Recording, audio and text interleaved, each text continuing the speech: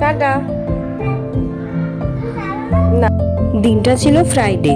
School থেকে আসার পর বাবলুকে কোনো মতে ঘুম পাড়ানো গেল না, নিয়ে গেলাম ছাদে। বাচ্চা? আর তুই? বাবলুর কথা শোনো, ছাদে নাকি আরো দুখানা বাচ্চা আছে। বাবলু মনে হয় নিজেকে খুব বড় মনে করে ফেলেছে। তবে ছাদে আসার একটা অ্যাডভান্টেজ আছে, মন খুলে শ্বাস নেওয়া যায়।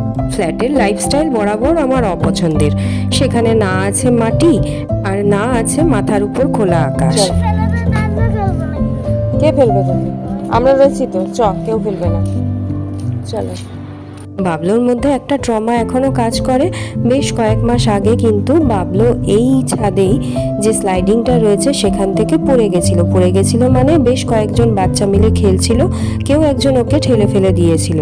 বেশ জোরে কিন্তু ব্যথাটা পেয়েছিল, মাথা অনেকটা ফুলে গেছিল, আর আমরা তো প্রচন্ড ভয় পেয়ে গেছিলাম যে কি জানি কি হয়ে গেল। আমাদেরও কিছুটা গাফিলতি ছিল, আমরা কিন্তু এই স্লাইডিংটার কাছে ছিলাম না, একটু দূরে আমি আর মনোজ বসে গল্প করছিলাম। হঠাৎ করে যখন স্লাইডিংটার দিকে চোখ গেল, দেখলাম বাবলুকে দেখতে পাচ্ছি না। তারপর দৌড়ে এদিকে এলাম, তখন দেখছি অলরেডি বাবলু পড়ে গেছে, আর 2-3 জন বাচ্চা মিলে ওকে তোলার চেষ্টা করছে। আর বাবলুর তো সেই কি চিৎকার দিয়ে কান্না, সেই আওয়াজটা এখনো আমার কানে বাজে। আমিও বেশ কিছুদিন ট্রমাটাইজড ছিলাম, যার জন্য বাবলুকে কিন্তু ছাদে খুব একটা নিয়ে আসতাম না।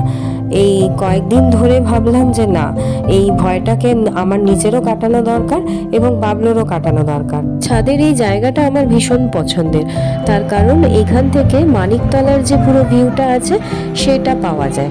হ্যাঁ, মানিকতলা মানে কিন্তু তোমরা কলকাতার মানিকতলা ভেবো না, এটা হচ্ছে তমলুকের মানিকতলা। তবে জানো তো, 3 বছর আগে যখন আমরা এখানে এসেছিলাম তখন কিন্তু চারিদিকে এত বিল্ডিং ছিল না।